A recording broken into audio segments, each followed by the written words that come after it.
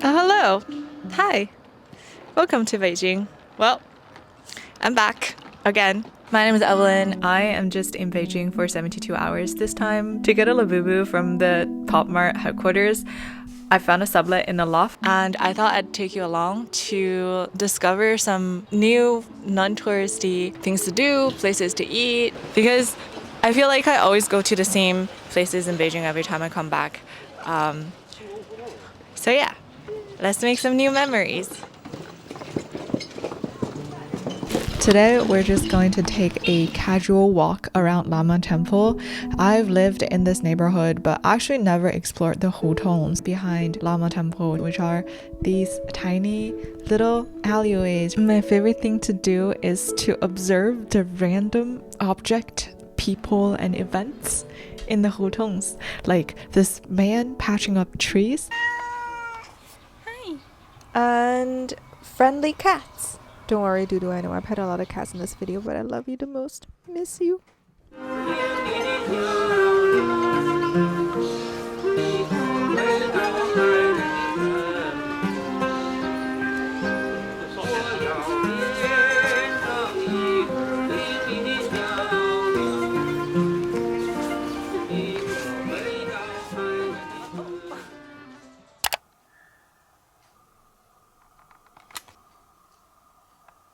Hello, and welcome to my apartment that I'm subletting in Beijing. This is my roommate's cat, Dongdong.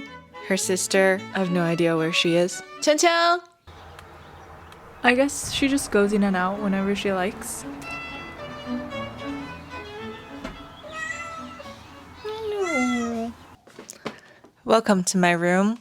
I'm still yet to meet the girl who sublet me this room, who also very generously allowed me to vlog here. And if she's watching this, which she probably is not, I just want her to know that her room is really cool. This is my office, from which I haven't been doing a lot of work. I've been loving this travel mug for coffee. I probably got this coffee like 4 hours ago, and the ice still hasn't melted. Toner pad that's essential for Beijing because it's so dry here. And my Moft tripod that I always travel with. This is my view when I wake up in the morning. I walked by Fruity Space and decided to pop in. Turns out they're having a secondhand market there, and I got so excited for this Jack in the Box toy because it says Indiana and I went to school there. So I bought it, but turns out it's from a horror sci-fi called Erie, Indiana, and this box is meant to keep the twins frozen so that it never grow up.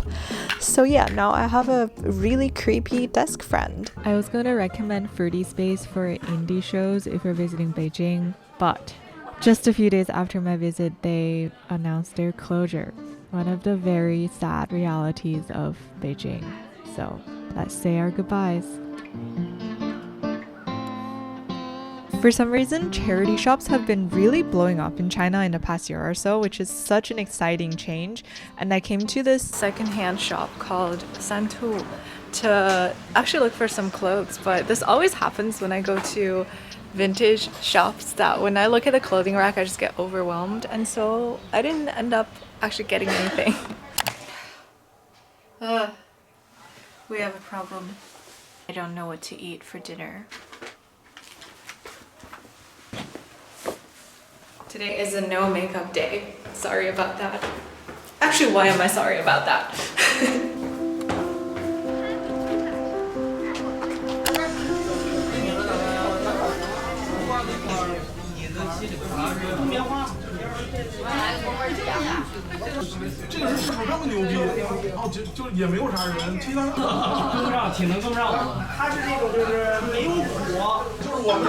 The restaurant just got so busy all of a sudden.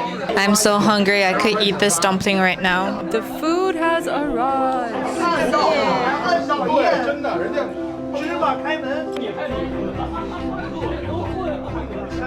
I also got 鱼香茄子 and 川北凉粉. It was very, very spicy. I just got a watermelon. When I was at the restaurant earlier, there was this foreigner couple having a lot of issues with ordering, and I wasn't sure if they spoke English, so I didn't want to intrude, but now I'm like, maybe I could have helped them. Anyways, if you're coming to China, speaking even just a little bit of Chinese would go a long way with going around, ordering food. There's nothing better than eating a watermelon with a spoon on a hot summer day. And the easiest way to do that is through Rosetta Stone, who is very kindly sponsoring this portion of the video. Well, I'm Chinese, so fortunately, 我不用学中文, but I have been using Rosetta Stone to learn German. Rosetta Stone is a language learning program that helps you read, speak, and understand new languages through immersive lessons, just like how you learned your first language. I really like to use the True Accent speech recognition tool to correct my pronunciation. It basically compares my speech with a native speaker and provides real-time feedback. And this is especially great for Chinese because there are tones in Chinese, and the same pronunciation in different tones could mean wildly different things. Like, you don't want to be the tourist who walks into a restaurant to order 睡觉, which means sleep, and what you actually want is 水饺, which means dumplings. Like, do they sound the same to you? 睡觉,水饺,睡觉,水饺. If they do, right now is the perfect time to get Rosetta Stone. You can use the exclusive link in my description to get a beefy 60% off your lifetime subscription. That's access to 25 languages forever with just one payment. Start your language learning journey today, and good luck getting those dumplings.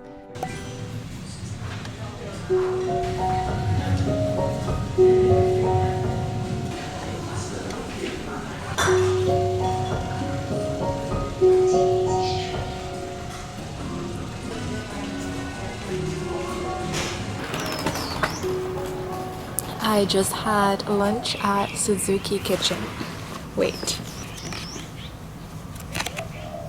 Just going to take a walk in this hutong now. This is a new one called Fanchao Hutong. I'm just gonna slowly make my way to a coffee shop. Let's go. Didn't even bring my tripod today because I thought I wasn't gonna film. It's actually so nice today.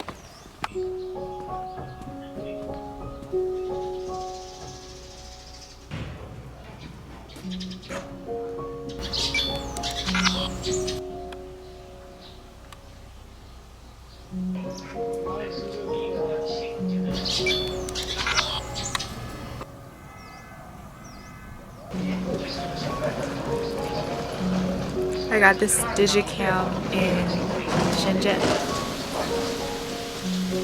I love how right next to a busy street you get a very quiet hutong. Like, you could hear everything.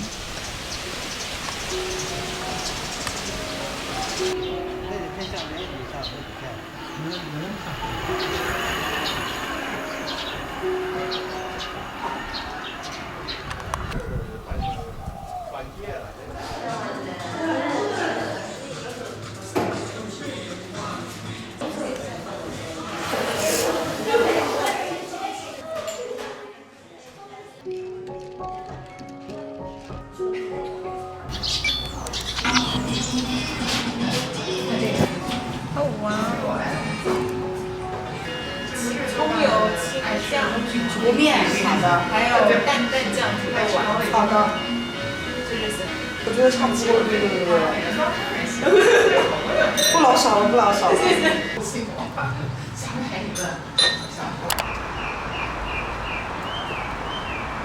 I'm going to Beijing today to meet my cousin who works at Pop Mart. 下一站东西门，换乘地铁12号线的乘客，请等下车。 Pop Mart's office building.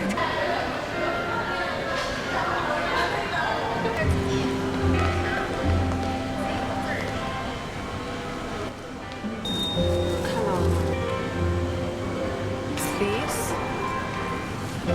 Pop Mart.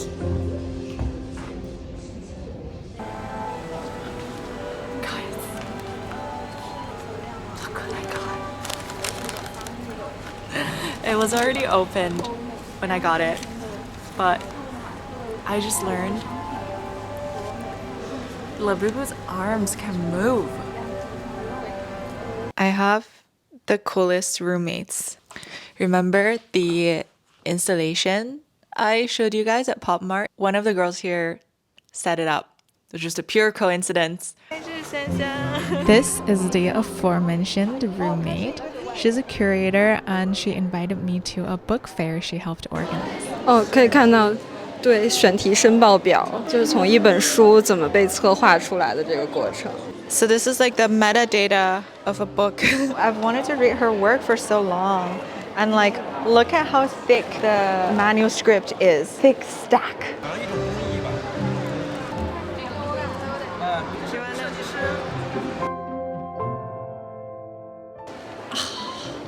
So tired, but I'm so glad I came here. I've always been fascinated by like how a book is made. No one knows what tapioca press means, but press actually means publisher. And I had such a fun time learning about how books are translated from English to Chinese, edited and marketed. Really, really grateful for Xuan for taking me around. I haven't read a lot of books this year, but this is definitely inspiring me to read more. They've given me some really cool merch. This tote bag, the charms are mine. And then this notebook. The paper is like really, really smooth. I'm super excited to use it. This is a book sleeve, I think. You can use this to carry a little notebook around as a back charm. So cute. Good morning. Today's my last day in Beijing and the last day at this loft. I'm really sad to leave. I remember when I moved to Beijing in 2021 and started vlogging here, travel was not open yet, and it's been really cool to see Beijing becoming more and more popular over the years. It's always so good to be back, and I'm so proud to show you guys around. Thank you for coming to Beijing with me. I'll see you next time. Bye!